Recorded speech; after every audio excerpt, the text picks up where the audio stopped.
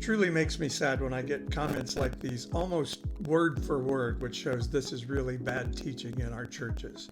By the way, I haven't been around much because I just started my master's program and started my teaching semester at the college, and I am swamped. A comment like this shows a complete inability to understand the Bible. Take, for instance, Joseph, hated by his brothers because he wore a coat of many colors. The only place that term that we translate coat of many colors from the Hebrew scripture that colonizing Christians called the Old Testament is where one of King David's daughters wore what we translate as a princess robe with long sleeves. Men didn't wear colorful clothing with long sleeves because they had to go work in the field. Joseph wore a colorful outfit and didn't work in the fields because his dad, who also was a kitchen worker, not a field worker, and not considered manly enough by his dad, loved Joseph more than his brothers who were from a different mother that Jacob didn't love. That's right, Jacob didn't believe in the one man, one woman translation of the Bible of Jerry Falwell Sr. and his Falwellian followers of today. And we're told later that Joseph went running from the room so fast that he lost his jacket when Potiphar's wife came on to him. Because he was a man of high character? Could be. Or maybe he just didn't like the advances of the woman.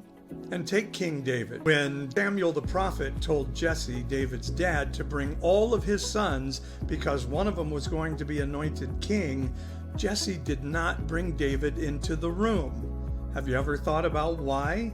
Well, there's a couple of possibilities. One is David wrote in Psalms that he was conceived in sin, so perhaps he was a bastard, and his brothers didn't even know he was a brother.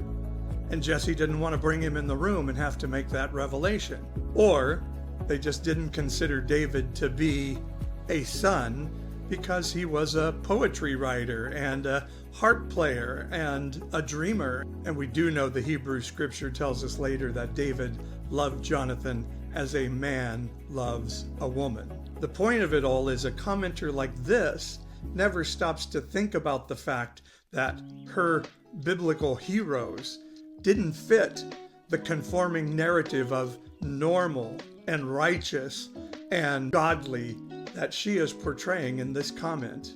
Why? Because she's been told and indoctrinated what a godly and righteous person looks like, even though that narrative of a person are exactly the type of people who in the first century told Jesus that he had a demon and was a sinner because sinners liked him.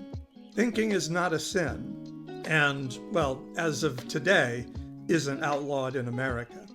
And I hope people will try it out, because there's a better way for human beings to look at each other that gives us access to a higher wisdom, a higher love, and a greater power to impact our world in a positive way than this.